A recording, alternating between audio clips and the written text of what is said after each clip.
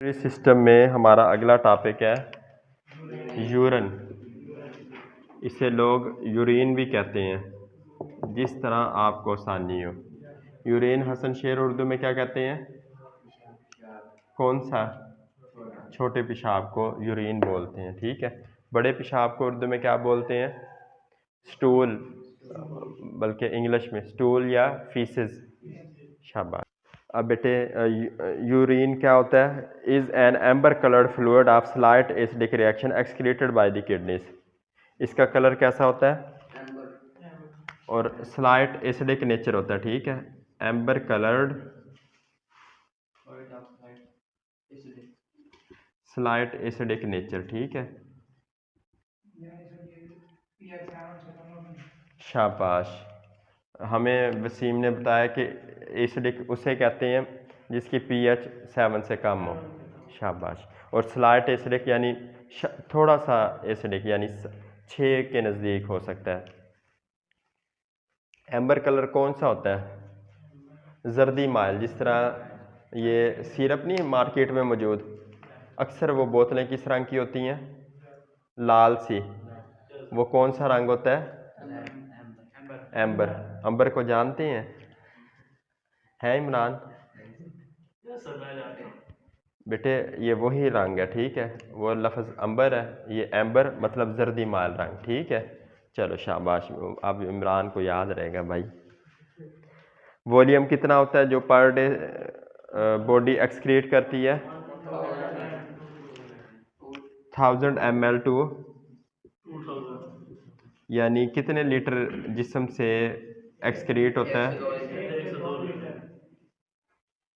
1 litre की बोतल देखिए हसन शेर। तो एक जिस्म एक दिन में एक नॉर्मल और सेहतमंद बालग बंदे से इतना यूरिन एक्सक्रीट होता है, ठीक है। शाबाश। और बेटे इसका कलर हमने पहले ही पढ़ लिया, पेल येलो और एम्बर, पीले रंग का या जर्दी माइल। और depends upon the pigment called urochrome. ये रंग इसका किस करके होता है? यूरोक्रोम कलर करके। अब कोई एमसीक्यू आ जाए कि what is the name of the pigment which gives colour to the urine? Urochrome, ठीक है। खलील क्या नाम है? नवीद नाम बेटे बताओ। यूरोक्रोम। शाबाश। और इसकी पीएच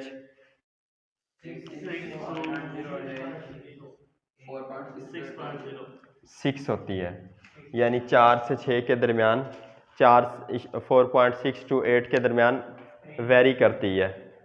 यानी अब एक बंदे ने एसिडिक चीज़ें खा ली तो वो उसका यूरिन एसिडिक को नेचर का होगा। अगर उसने कोई बेसिक नेचर की चीज़ें खा ली तो वो बेसिक यानी बेसिक नेचर की तरफ चला जाएगा, ठीक है। शाबाश। नॉर्मल कॉन्स्टिट्यूंट्स ऑफ यूरिन और कंपोजिशन ऑफ यूरिन, यानी हाँ बेटे, वो जो चीज़ें हम खाते हैं ना, अब एक बंदा रूह अफ़ज़ा पीता रहे तो उसका यूरिन किस रंग का आएगा? रेडिश कलर का, एम्बर कलर का हो जाएगा। अब एक बंदा जिस तरह की चीज़ें खा रहा है तो उसके यूरिन का रंग उससे मिलता जुलता है। अगर एक बंदा बहुत ज़्यादा पानी पी रहा है, पानी का रंग कैसा होता है? कलरलेस होता है, पानी का कोई भी रंग नहीं होता, तो उसका यूरिन कैसा आएगा हसन शेर? यानी साफ होगा, वो सेहत की अलामत है। अब हम बेटे क्या पढ़ रहे हैं? कॉन्स्टिट्यूट्स। कॉन्स्टिट्यूट्स का क्या मतलब होता है? कॉन्स्टिट्यूट्स या कंपोजिशन ऑफ यूरिन। मतलब बेटे ये यूरिन किस चीज़ का बना हुआ है, ठीक है। इसमें 2 तरह की चीज़ें होती हैं, ऑर्गेनिक सब्सटेंसेस और शाबाश। ऑर्गेनिक सब्सटेंसेस की कितनी तादाद लिखी है उसने? ऑर्गेनिक को उर्दू में नामियाती कहते हैं, ठीक है, नामियाती मादे। और इनऑर्गेनिक गैर नामियाती मादे, ठीक है। इनऑर्गेनिक ऐसे मुराद सब्सटेंसेस। ऑर्गेनिक सब्सटेंस में पहला सब्सटेंस कौन सा है इमरान? यूरिया। ये खाद का नाम सुना आपने यूरिया का? बेटे ये वही चीज़ है बिल्कुल। और दूसरा यूरिक एसिड, तीसरा क्रिएटिन, ठीक है। पहला तीसरा क्रिएटिन, फिर चौथा क्रिएटिनिन, पांचवा शाबाश अमोनिया गैस होती है मेजरली ना। क्या स्पेलिंग है हाइप्योरिक एसिड के? HI हाइप्योरिक एसिड, ठीक है, ये एसिड होगा, कोई तेजाब होगा। सातवां ऑक्सैलिक एसिड, आठवां अमाइनो एसिड, नौवां एलेंटोइन। क्या लफ्ज़ है ये? शाबाश, स्पेलिंग क्या है इसके? TION, ठीक है, TON एलेंटोइन। और 10वां विटामिन्स, वो कोई भी हो सकते हैं, ठीक है बेटे, जो हम खाते हैं, जो हमें जिस्म को ज़रूरत नहीं होती वो एक्सक्रीट हो जाते हैं। 11वां एंजाइम। अब देखा जो जिस्म में एंजाइम होते हैं वो कैसे एक्सक्रीट होते हैं? यूरिन के थ्रू। 12वां हार्मोन, जो जिस्म को ज़रूरी नहीं होते, जो अपना काम कर लेते हैं, वो यूरिन के थ्रू बाहर। बेटे और इनऑर्गेनिक सब्सटेंसेस कितने बताए हैं उसने? शाबाश। पहला कौन सा है? सोडियम का ये सिंबल होता है। और दूसरा क्लोराइड। तीसरा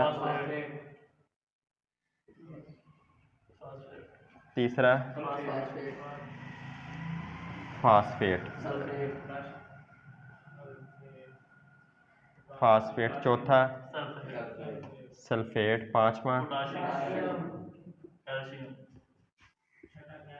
पांचवा पोटाशियम। छठा कैल्शियम। सातवां मैग्नीशियम।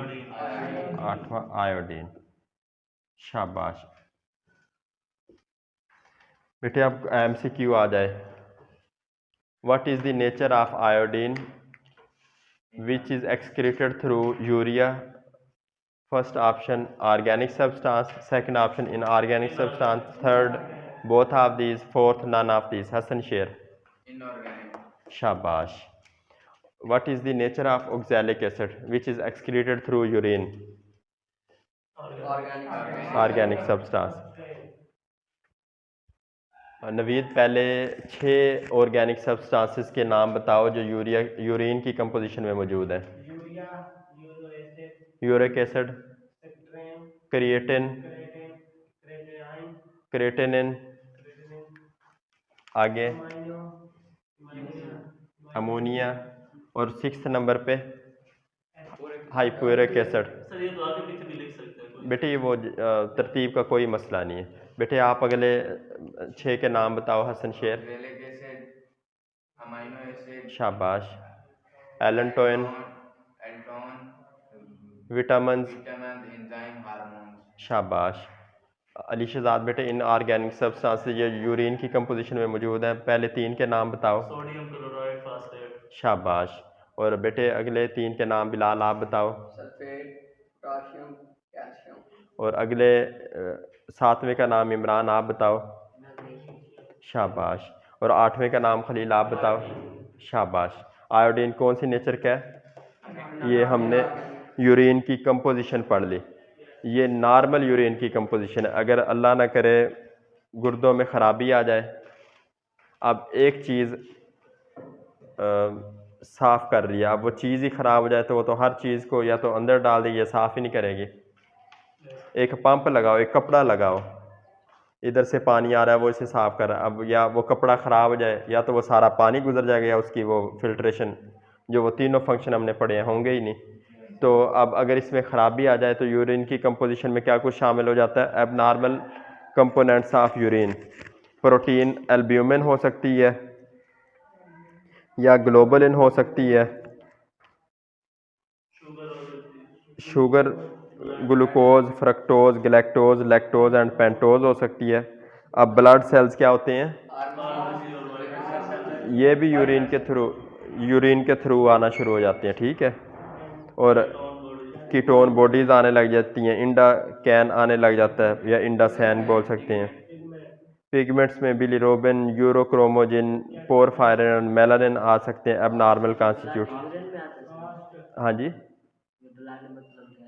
बेटे जब यूरिन की कंपोजिशन ख़राब हो जाए या एबनॉर्मेलिटी आ जाए तो ब्लड आना शुरू हो जाता है। शाबाश। और पस आने लग जाती है। पस किसे कहते हैं? पीप को, रेशे को। रेनल, हाँ जी, कीटोन बॉडीज़। बेटे ये एक जिस तरह हमने यानी इस तरह का सब्सटेंस है जो यूरिया में अगर आए तो वो एबनॉर्मल कंसीडर करते हैं हम उसे। बाकी हम कल इंशाल्लाह इसको देखेंगे। इसको क्वेश्चन मार्क लिख लें। पिगमेंट्स बेटे कलर, हाँ जी, नहीं बेटे वो तो कोई भी ना खराबी होगी। डायलिसिस कहते हैं, किडनी की वाशिंग को ना डायलिसिस कहते हैं। जब वो अपना काम ठीक से नहीं करते तो वही काम हम एक आर्टिफिशियल मशीन लगाते हैं जो किडनी का सारा काम करती है और ब्लड को साफ करती है। Formation of urine. अब यूरिन कैसे बनता है? Fluid is filtered from glomerular capillary into Bowman's capsule. This fluid is called glomerulus filtrate. बेटे वो हमने नेफ्रॉन का सारा फंक्शन पढ़ा ना, 3 फंक्शन है, फिल्ट्रेशन, रीअब्जॉर्प्शन, सेक्रीशन। अब ग्लोमेरुलस से क्या फिल्ट्रेट क्या होता है? साफ होता है। और फिर बोमैन कैप्सूल में आता है। बोमैन कैप्सूल से वो लूप ऑफ हेनले से होता हुआ कलेक्टिंग डक्ट से फिर वो यूरेटर में, फिर वो बाहर। ये सारा हमने यूरिन का प्रोसेस देख लिया। अब बेटे basic transport mechanism through tubular membrane. ये 2 तरह की ट्रांसपोर्ट होती है, एक एक्टिव ट्रांसपोर्ट और दूसरी पैसिव ट्रांसपोर्ट। एक्टिव ट्रांसपोर्ट वो ट्रांसपोर्ट जिसमें एनर्जी लगे और पैसिव ट्रांसपोर्ट जिसमें एनर्जी ना लगे। ठीक है, ये बेटे अब एक्टिव ट्रांसपोर्ट ने उसने 3 चीज़ों का जिक्र किया। प्राइमरी एक्टिव एब्जॉर्प्टिव ट्रांसपोर्ट जो सोडियम और कैल्शियम की एब्जॉर्प्शन के लिए होती है। सेकेंडरी एक्टिव एब्जॉर्प्टिव ट्रांसपोर्ट जो ग्लूकोज और अमाइनो एसिड की एब्जॉर्प्शन के लिए होती है। और थर्ड नंबर पे सेकेंडरी एक्टिव सेक्रेटरी ट्रांसपोर्ट जो हाइड्रोजन, पोटाशियम और यूरेट आयन के लिए होती है। और पैसिव ट्रांसपोर्ट किस किस्म की होती है? 2 किस्म की। ओस्मोसिस जिसमें water molecules from area of higher concentration to area of lower concentration की तरफ मूव करते हैं। और दूसरी डिफ्यूजन जिसमें gases area of higher concentration to, हाँ, जहाँ गैसेस का प्रेशर ज़्यादा होगा वो और उस तरफ मूव करते हैं जहाँ गैसेस का प्रेशर कम होगा। ये बेटे बेसिक ट्रांसपोर्ट मैकेनिज्म्स हैं थ्रू ट्यूबुलर मेम्ब्रेन। यानी जो इसमें ट्रांसपोर्ट हो रही है ना, हमने नेफ्रॉन की वो ट्यूब्स पढ़ी, वो एक्टिव ट्रांसपोर्ट होती है, पैसिव ट्रांसपोर्ट। ठीक है, और जो एक्टिव होगी उसमें एनर्जी चाहिए होती है और जिस समय एनर्जी एटीपी से हासिल होती है। ठीक है, और फार्मेशन ऑफ डाइल्यूट या कंसनट्रेटेड यूरिन। बेटे डाइल्यूट किसे कहते हैं इमरान? पतले को। कंसनट्रेटेड किसे कहते हैं? गाढ़े को। गाढ़ा पेशाब कब बनेगा? जब हम पानी कम पी रहे हैं तो जिस्म क्या करेगा? पानी को बचाएगा। अब रोज़ है तो बंदे को पेशाब कंसनट्रेटेड आएगा, यूरिन कंसनट्रेटेड होगा। अब एक बंदा सुबह उठ के उसने 1.5 लीटर का पानी की बोतल पी ली है तो उसका यूरिन कैसा होगा? डाइल्यूटेड होगा। वो जिस्म कहेगा यार अंदर तो सैलाब आ गया, जल्दी जल्दी पानी निकालो, कहीं डूब जाओ। ठीक है, शाबाश। और बेटे इसमें रोल क्या होता है? जो यूरिन बन रहा है वो तो एक नॉर्मल प्रोसेस के थ्रू जा रहा है, डाइल्यूट यूरिन। ठीक है, जब हम पानी ज़्यादा पी रहे हैं तो वो इस तरह जिस्म निकाल रहा है। अब कंसनट्रेटेड यूरिन में क्या होता है? जब पानी हम कम पीते हैं तो एंटी डायूरेटिक हार्मोन उसमें रोल अदा करता है। वो जिस्म को कहता है भाई आप ना वाटर को रीअब्जॉर्ब कर लो। जो ब्लड वेसल्स है ना उस नेफ्रॉन की ट्यूब्यूल्स के ऊपर, एंटी डायूरेटिक हार्मोन क्या कहता है? वाटर को रीअब्जॉर्ब कर लो, दोबारा खून में ले लो, तो उससे क्या होगा? कंसनट्रेटेड यूरिन बनेगा। तो बेसिक रोल किसका है? एंटी डायूरेटिक हार्मोन का है। कौन सा यूरिन बनाने में? कंसनट्रेटेड यूरिन बनाने में। बेटे ये हमने सारा पढ़ लिया। ठीक है, और components of concentrating and diluting system, बेटे ये भी आपने पढ़ लिया। ठीक है, ये सारे जो हमने पार्ट्स पढ़े हैं, कौन कौन से पार्ट्स पढ़े हैं हमने नेफ्रॉन के? पहला जिसमें ब्लड वेसल्स हैं, वसीम कौन सा है वो पार्ट? शाबाश। ग्लोमेरुलस से आगे वो इस तरह वाला बोमेंस कैप्सूल, वो आगे वाली प्रोक्सिमल है, डिस्टल है। शुरू वाली को मेडिकली प्रोक्सिमल कहते हैं, प्रोक्सिमल कन्वोल्यूटेड ट्यूब्यूल। और फिर इस तरह descending limb of loop of Henle, फिर इस तरह ascending limb of loop of Henle. फिर आगे वो जो ट्यूब्यूल बनी हुई है डिस्टल है, वो दूर वाली, ठीक है। फिर आगे वो कलेक्टिंग डक्ट में, ठीक है, शाबाश। कलेक्टिंग डक्ट से फिर पेपिला या एपिक्स में गई, एपिक्स से यूरेटर में, यूरेटर से ब्लेडर में, ब्लेडर यूरिथ्रा, यूरिथ्रा से मेल और फीमेल आर्गन के ज़रिए बाहर। बेटे ये सारा आज का हमारा चैप्टर, यूरिनरी सिस्टम का चैप्टर मुकम्मल हो गया। इमरान बेटे सिस्टम क्लोज करो।